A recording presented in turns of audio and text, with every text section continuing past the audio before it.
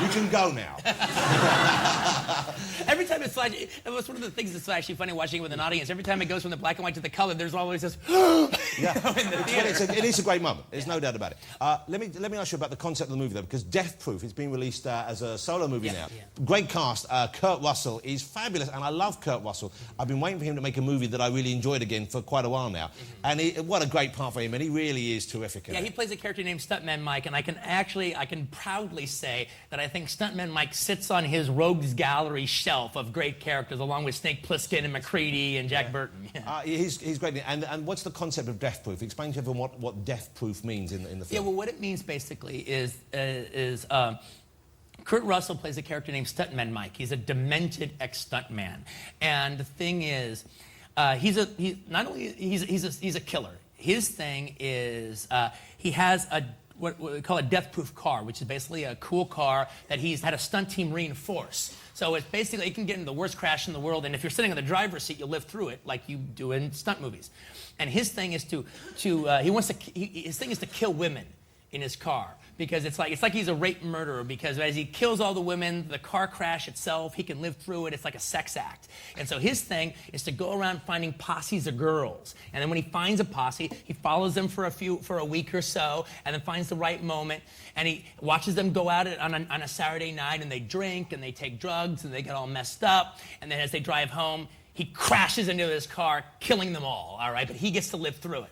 And then he recovers and then goes to another state and does it over again. Yeah, okay. It's a... Did that describe it? Yeah, but it makes you sound mad as well. But that's a good thing, I think. That's a good thing. That's a good thing. That's a good adjective. We're going to show a clip now. This is from Death Proof. Look at this. Death Proof comes out on the 21st of September. Hey, I want to point out something. The actress who's on the hood of the car is Zoe Bell. She's actually the greatest... Yeah, Zoe! She's actually... Hang on. That's the weirdest response. Here's someone no one else has heard of. Going nuts, but she must have a very small but select following. Believe me, when the movie opens, she'll have It'll be bigger, following. Yeah. Zoe is actually the greatest stunt woman in the world. And she was Uma Thurman's stunt double on Kill Bill, and she was Lucy Lawlow's stunt double on Xena. Right. And she's one of my best friends. She's like my sister. And I decided she's got such a great personality, I figured if I wrote a part for her, that would all come out in the movie. So I cast her in the movie because part of the thing that would be fun about it is she could do all of her own stunts. So the thing is, in this movie, she does everything in this film stunt-wise. She does all of her own stunts. And this is a big point of pride for me, because I don't know how anyone else feels, but I think these car chases in these movies in the 90s and the 2000s with all this CGI going on is crap.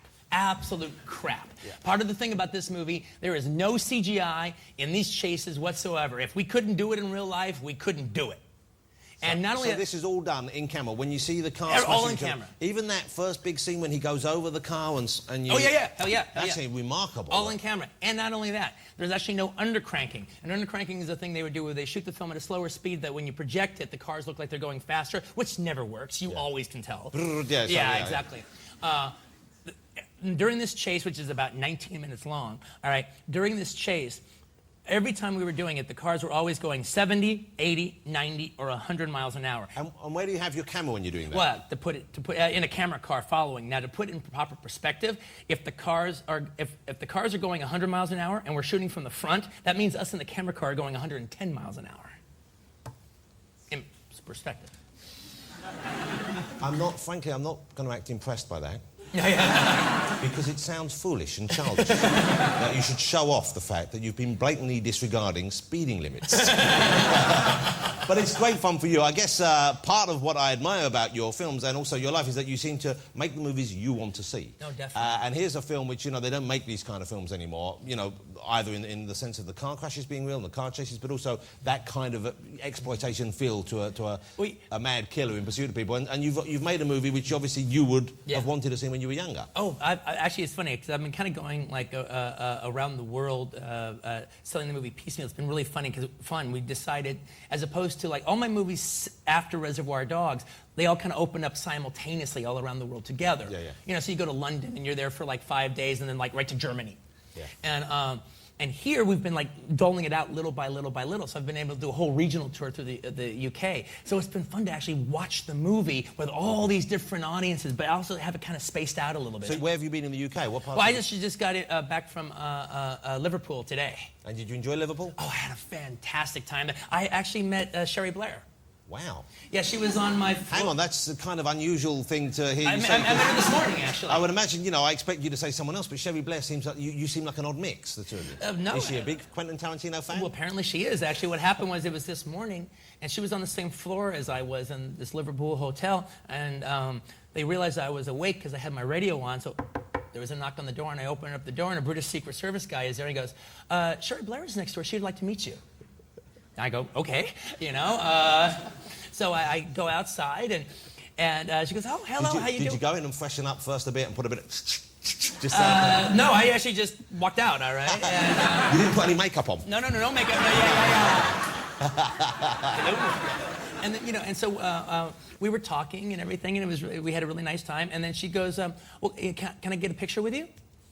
And I go, yeah, sure. She goes, well, let's not do it in the hallway. Let's go in my room. Hello. I'm assuming Tony wasn't there? No, Tony wasn't there, all right? But I have to say, it was really... Just leave it there. Our imagination can fill in the rest. Actually, I have to say... You have a spring in your step. She was a little saucy, I have to say. No! Because I go into her room, and we like put our arms around each other. Samuel's shaking his head saying, don't tell this story.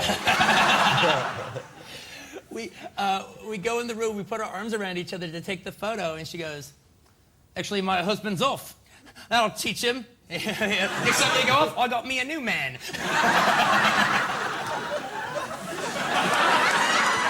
I think you've confused her with a Victorian prostitute. I did a little bit of a Don Cheadle there. Sorry about that. Quentin, how great to see you again. Good to be here. You're a great character. I love meeting you, but certainly I love your movies. Mr. Quentin Tarantino, ladies and gentlemen. Thanks for having me. Great to see you again. Thank you so much. It was great fun. Thank you. The makeup wasn't so bad. Thank you.